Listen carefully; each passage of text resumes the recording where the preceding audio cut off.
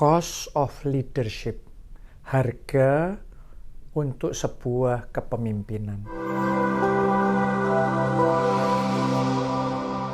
Tahu nggak saudaraku, bahwa yang namanya jadi pemimpin itu bukan sok-sokan atau gagah-gagahan kayak prestis. No. Leadership is not about us. Leadership is about what we can contribute. Kepemimpinan adalah apa yang kita bisa berikan, kontribusi kita yang dirasakan oleh orang lain, yang membawa orang bisa bergerak dari A ke B, ke C, ke D, menuju penggenapan visi. Itu adalah leadership. Oke? Karena itu kita harus ngerti bahwa kepemimpinan selalu memerlukan visi. Nah, ini yang membedakan kepemimpinan dengan yang lainnya. Ya, karena peran pemimpin yang pertama ngasih visi.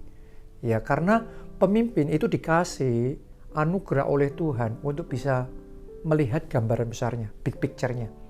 Ya. Kebanyakan orang itu hanya melihat puzzle kecilnya.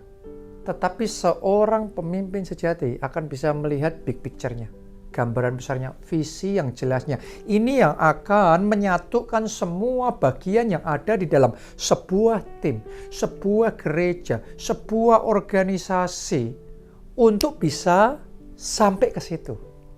Nah, ini adalah peranan dari seorang pemimpin. Ya, Alkitab ngomong di Amsal 29 ayatnya yang ke-18. Bila tidak ada wahyu, menjadi liarlah rakyat. Artinya nggak ada wahyu ini dalam bahasa Inggrisnya without vision. Tanpa visi, orang itu jadi liar. Tanpa visi, kelompok sel akan jadi liar. Nanti kemana-mana, karena nggak ada visi yang jelas. Gereja juga sama. Kalau nggak ada visi yang jelas, semuanya oke dilakuin. Semuanya benar. Kenapa? Karena nggak ada visinya. Kalau saudara nyetir mobil, nggak ada tujuannya, maka belok kanan pun benar, belok kiri pun benar, terus benar, mundur benar. Karena tidak ada visinya. Makanya hidup orang seringkali nggak bisa maju tanpa visi. Di situ peranan pemimpin Tuhan kasih, yaitu untuk bisa melihat visi yang dari Tuhan. Sehingga nggak jadi liar semuanya. Sehingga semuanya terorganisir, semuanya terarah, semuanya beraturan, semuanya menuju ke arah yang sama. Dan semuanya mengerjakan sesuai dengan bagian masing-masing tapi terkoordinasi mencapai visi. Oke. Nah, itu sebabnya kalau saudara seorang pemimpin dan Anda diberi visi oleh Tuhan, maka bersamaan dengan visi itu selalu disertai dengan conviction.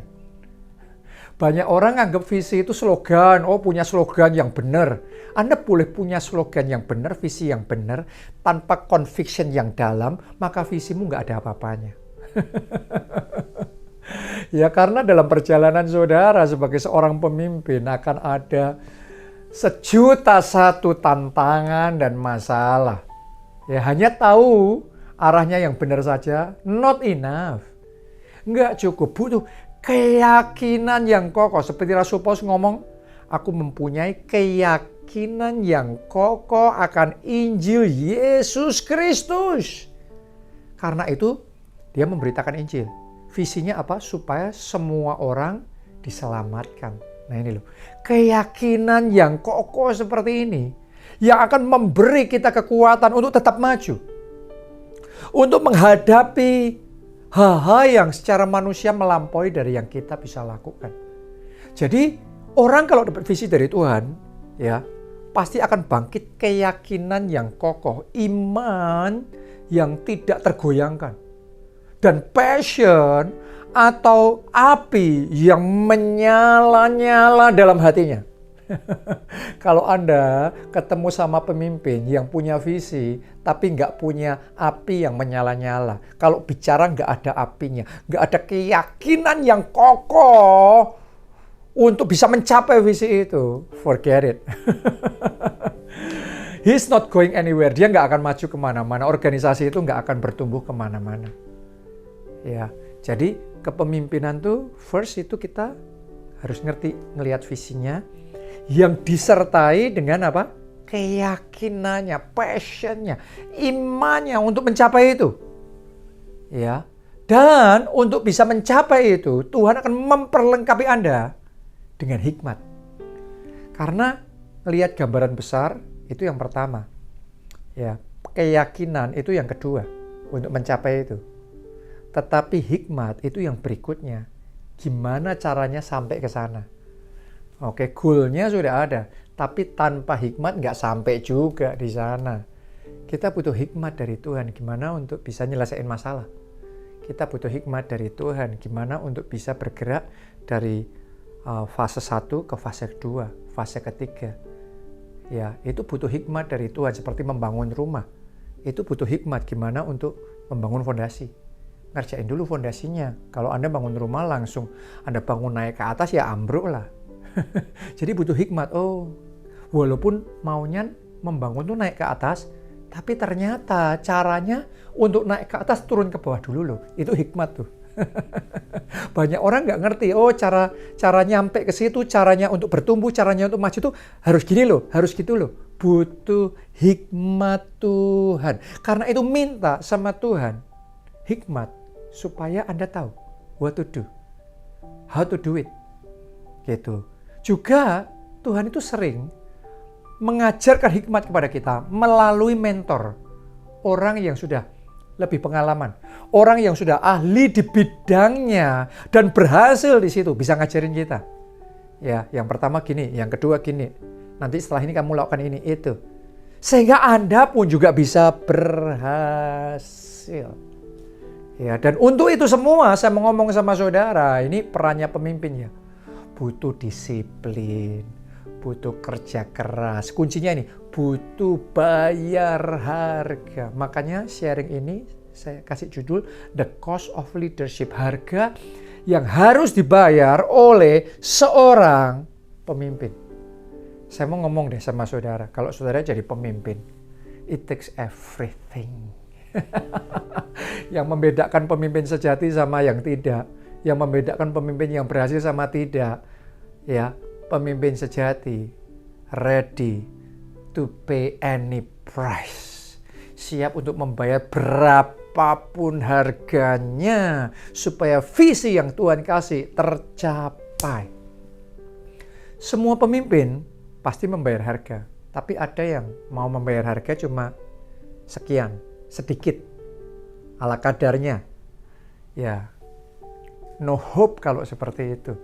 Pemimpin sejati itu ready to pay any price. Ya, makanya ada yang ngomong, there is no star without scar. Gak ada yang bisa jadi bintang tanpa ada tanda-tanda luka. Karena semua bintang, semua juara dunia, semuanya sudah membayar harganya. Semuanya siap fight, mengerahkan segalanya, bertempur, terluka parah. Karena itu jadi scar, jadi bekas luka. Tapi dari situ dia menjadi star, menjadi bintang yang bersinar dengan terang. Itu leadership. Are you willing to pay the price? Apakah engkau siap untuk membayar harga sebagai seorang pemimpin? Untuk visi yang Tuhan kasih sama saudara, apakah Anda siap bayar harga? Dan visi semakin besar pula harganya. Kepercayaan dari Tuhan semakin besar pula harga yang kita siap bayar. Oke, semakin besar tanggung jawab yang Tuhan kasih, semakin besar juga harga yang kita harus sacrifice. Lukas 12 ayat yang ke-48, barang siapa diberi banyak, daripadanya akan dituntut banyak. Jadi kalau untuk ngerjain visi kecil, harganya sedikit lah. Tapi kalau untuk ngerjain visi yang besar, percayalah saudaraku, it takes everything. Itu butuh segalanya dari kita, komitmen kita untuk bisa ready to do anything. Itu yang membuat visi didorong sampai bisa jadi. Oke, visi saja tanpa dorongan nggak akan jadi sendiri. Oke, jadi it takes everything, tenaga saudara, pikiran saudara, waktu saudara, uang saudara, semua resources saudara, Anda curahkan semua di situ. Dan kemudian visi jadi kenyataan. Are you willing to pay the price? Karena ini the cost of leadership. Kalau saudara mau dibawa Tuhan jadi kepala dan bukan ekor. Tetap naik dan tidak turun. Jadi pemimpin yang sejati. We have to be ready. Kita harus siap untuk bayar harga. Ayo bayar harga buat keluarga. Bayar harga untuk pelayanan buat Tuhan. Bayar harga untuk visi yang Tuhan percayakan kepada kita. Salam keluarga Allah. Tuhan Yesus memberkati.